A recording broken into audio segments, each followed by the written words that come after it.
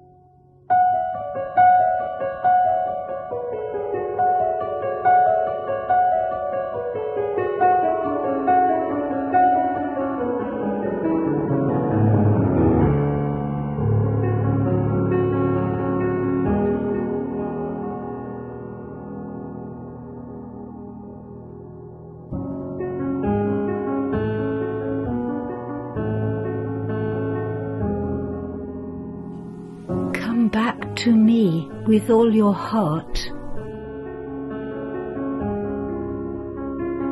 Let your hearts be broken, not your garments torn. Turn to the Lord your God again, for he is all graciousness and ready to relent.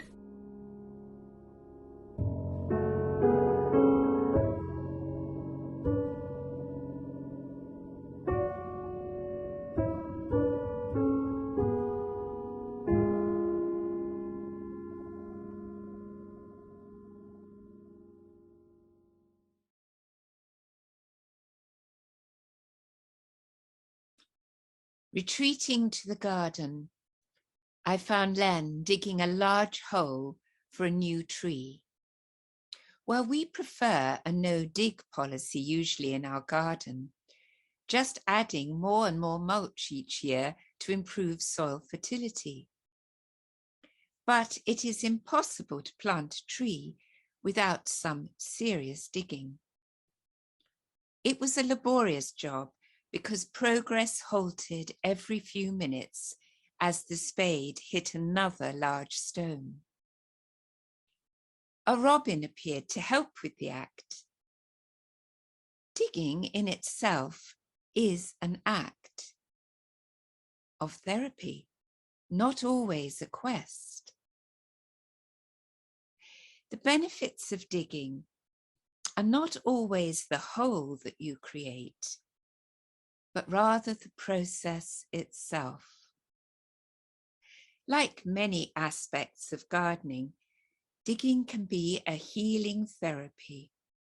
It can relieve stress, provide exercise for the human body, and time to reflect, producing calm for the mind.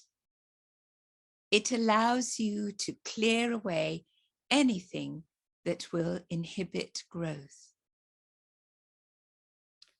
But digging can be great fun too. How much joy is generated by children, parents and grandparents digging a giant hole in the sand on the beach, only for the tide to fill and flatten it ready for another exciting hole the next day. The Lenten journey on the road less travelled will include periods of reflective silence, and this practice can lead to some serious digging. Well, digging deeper is not just about producing bigger holes. Rather, it is about observing, listening, and taking notice of the world, both within and around, in order to enrich and nourish the wholeness God has placed within.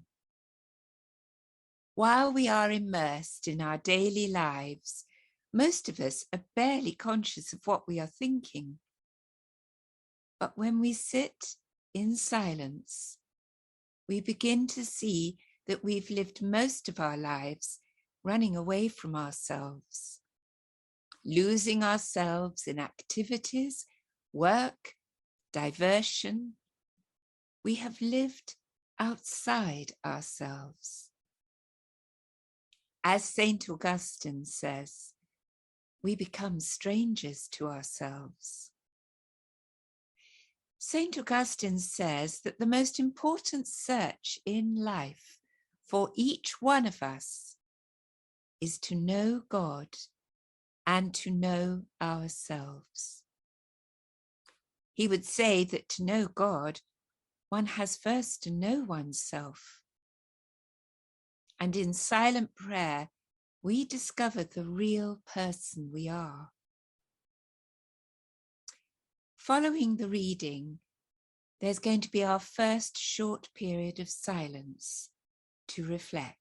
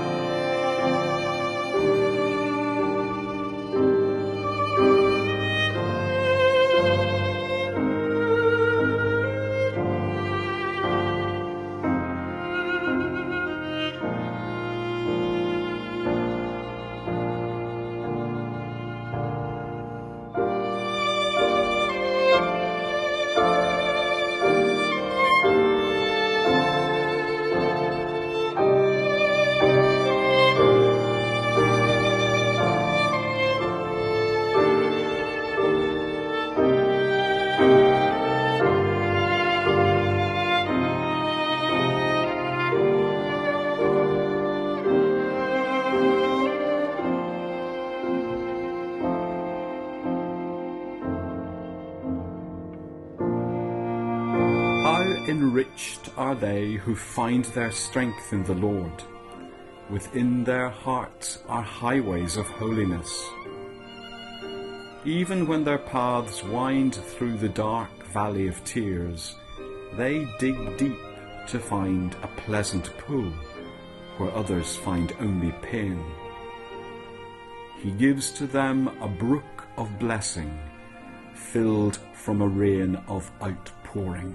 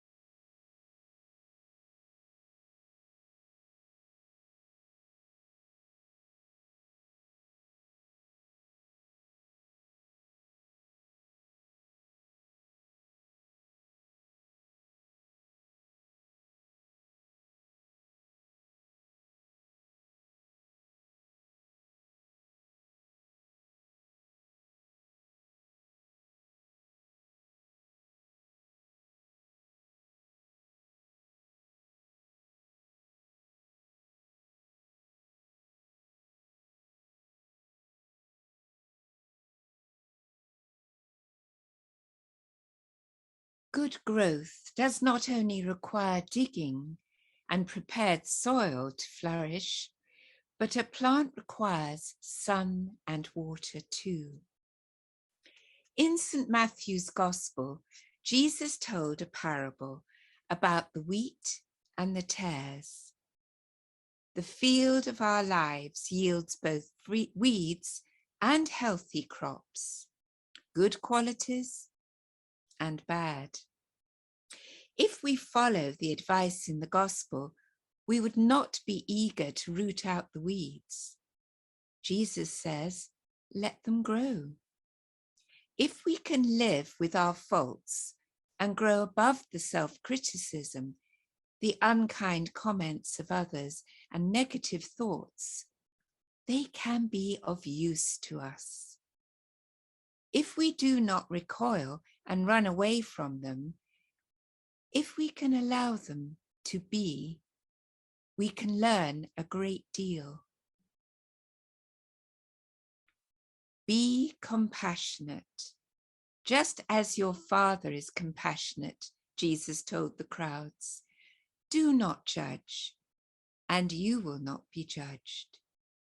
Do not condemn, and you will not be condemned. Forgive, and you will be forgiven. Let us pause briefly to reflect.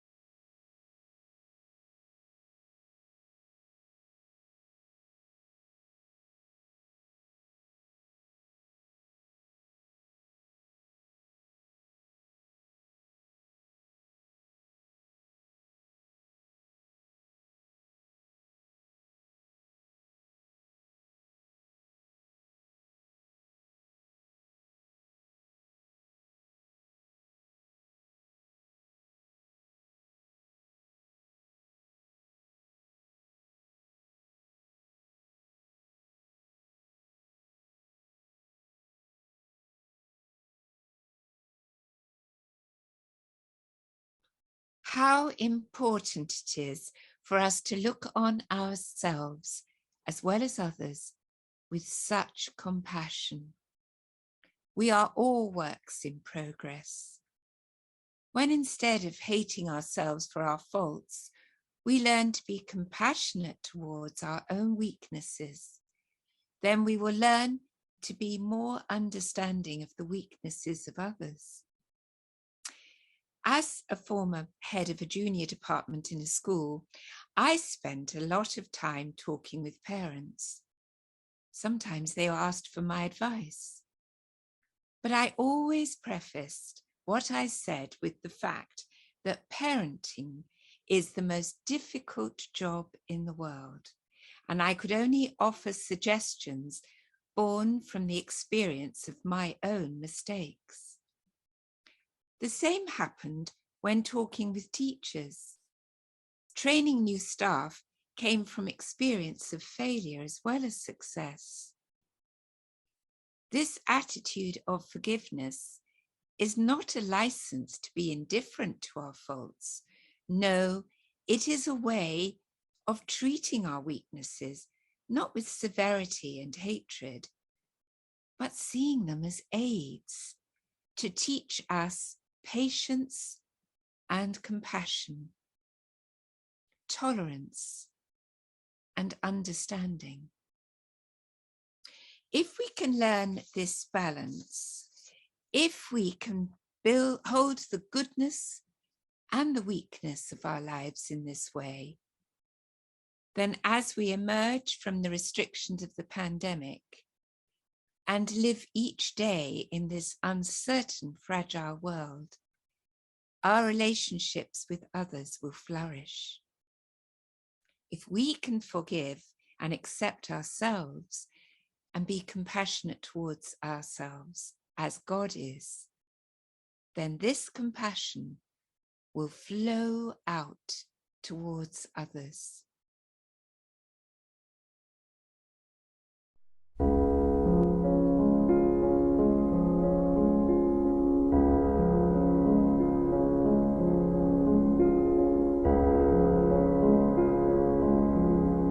May all that is unforgiven in you be released.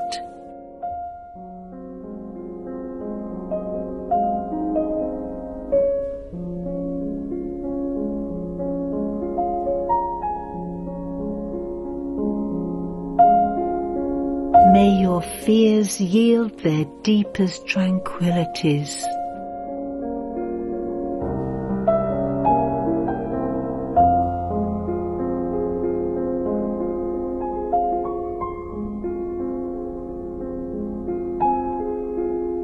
May all that is unlived in you blossom into a future graced with love.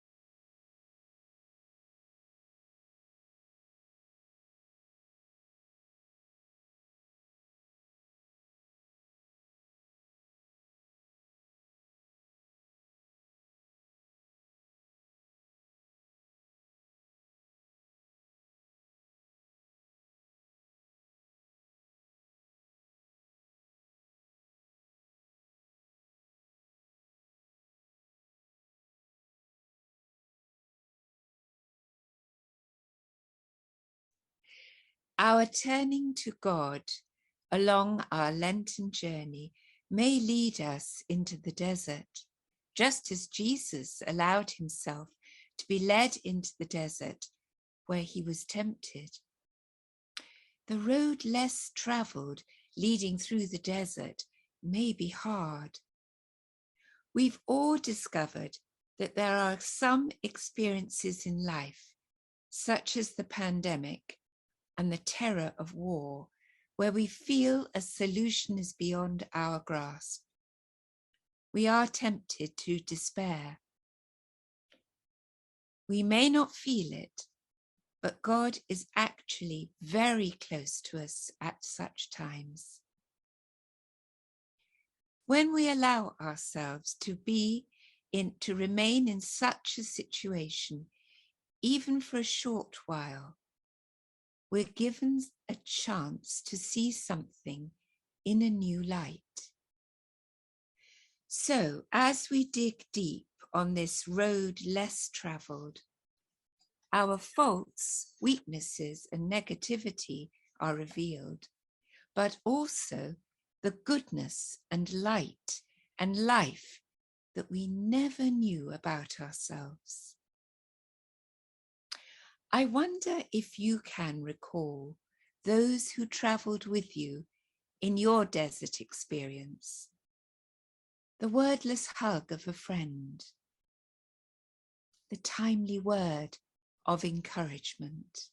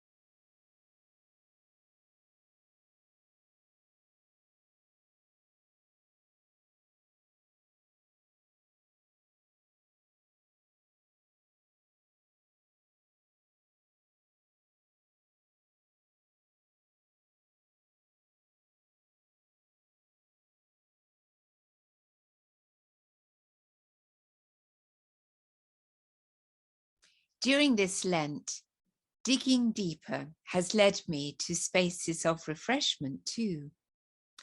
I wonder if you've seen the episode from David Attenborough's Green Planet programme on plants in the desert.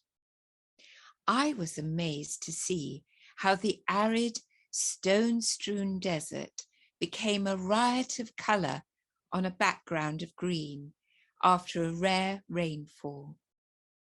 I was lost in wonder as these little plants emerged from what appeared just barren sand.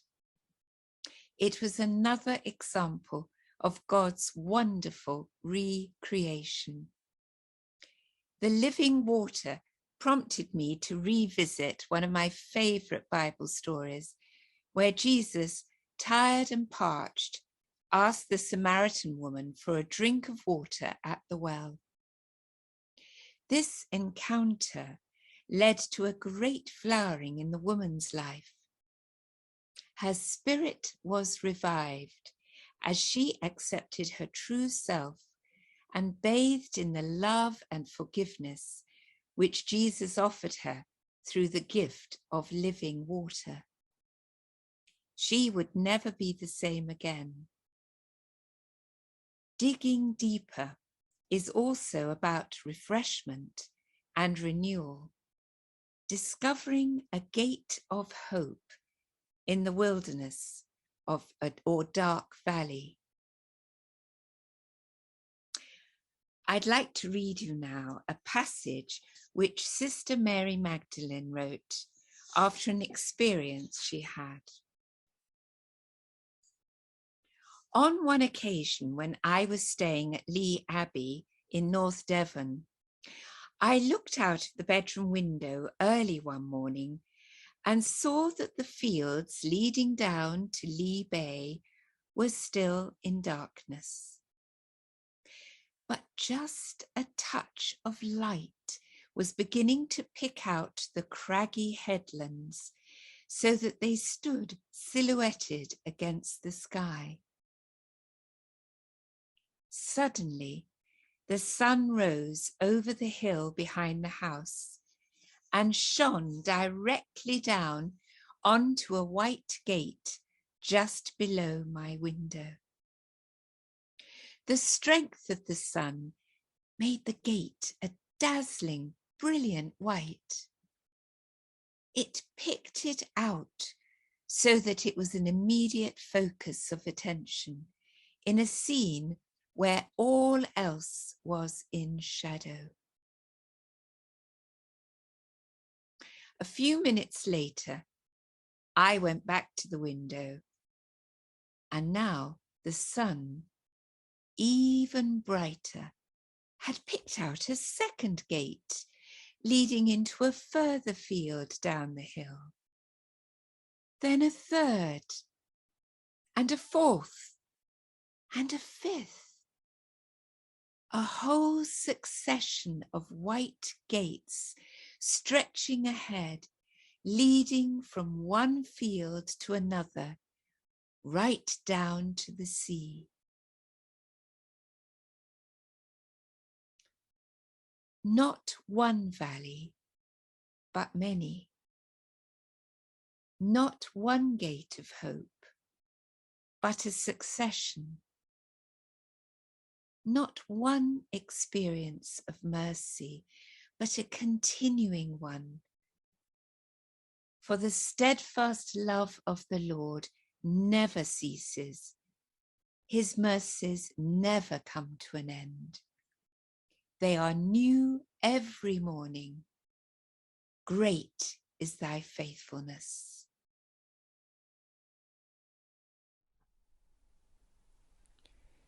Let us focus on stilling ourselves physically, mentally, and emotionally before we go into silence.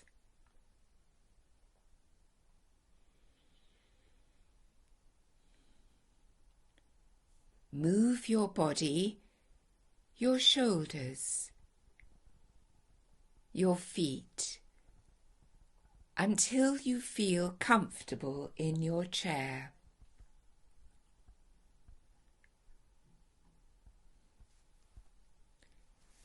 Let the chair take the weight of your whole body.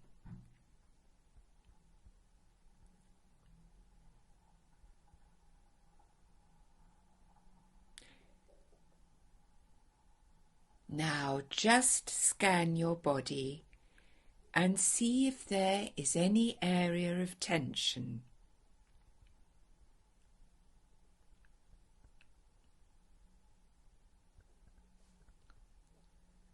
Squeeze your hands and let go.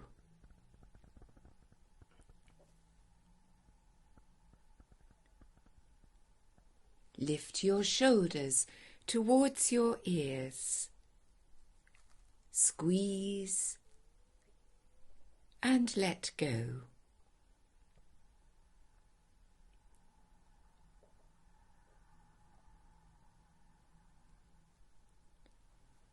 Tighten your calves by lifting your toes off the floor.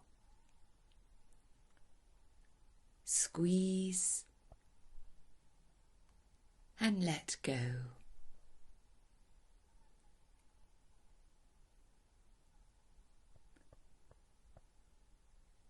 Tighten the muscles in your face.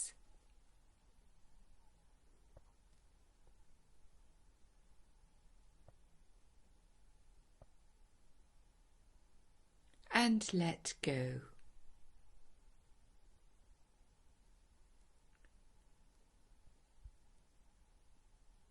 Relax.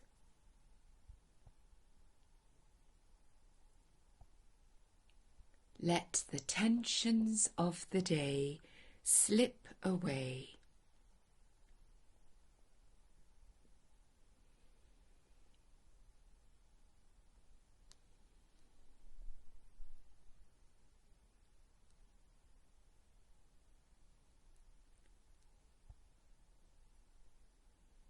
Imagine you are digging a hole to plant a new tree.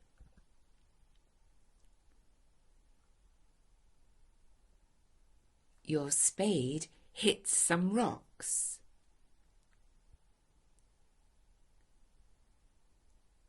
Some are small pebbles. Others are quite large.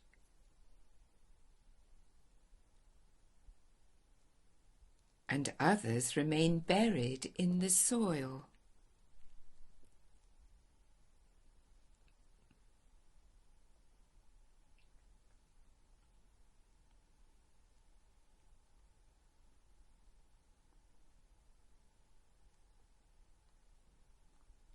Imagine Jesus, or your Creator, is with you, looking into the hole.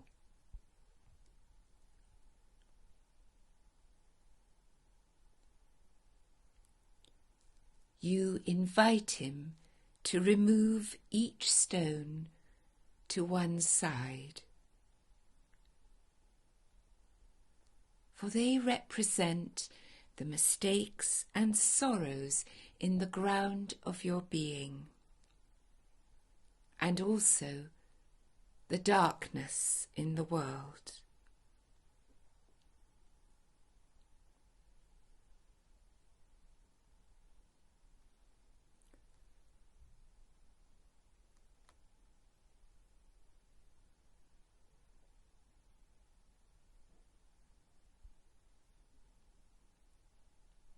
When you see the hole cleared, ready for the new tree to grow and flourish, you feel a lightness of heart, a sense of thankfulness and freedom.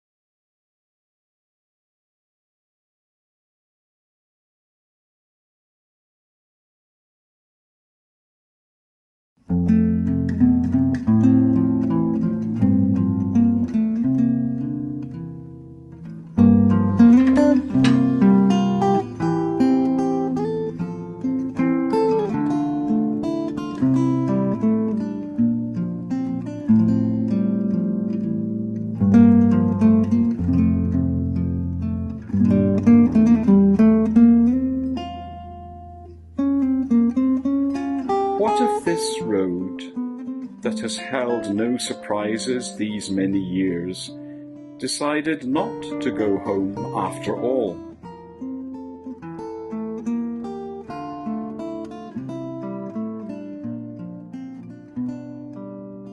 What if it could turn left or right with no more ado than a kite tail?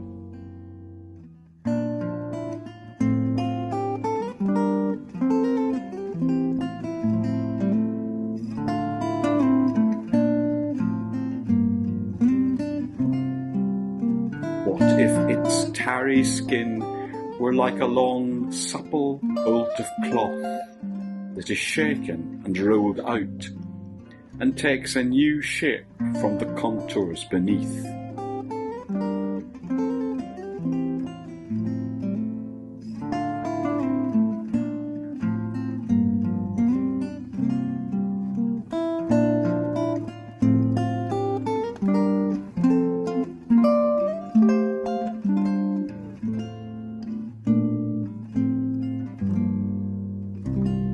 And if it chose to lay itself down in a new way, around a blind corner, across hills you must climb without knowing what's on the other side, who would not hanker to be going at all risks?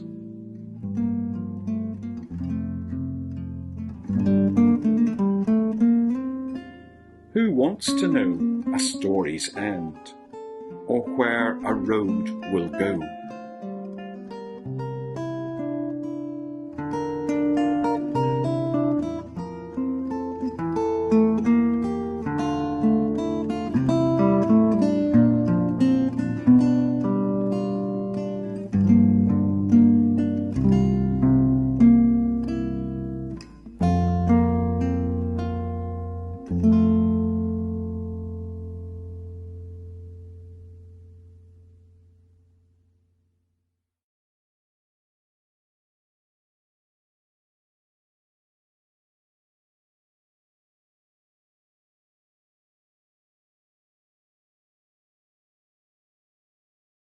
Before our final piece of music tonight, I would just like to thank you all very much for coming along this evening. And I hope you found some space to be and relax, and perhaps something to reflect and ponder on too.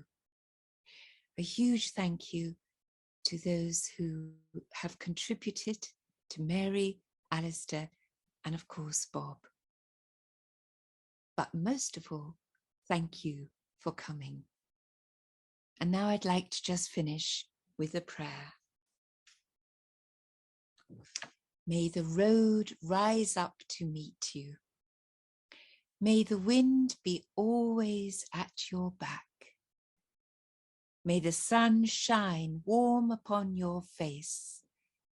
The rains fall soft upon your fields.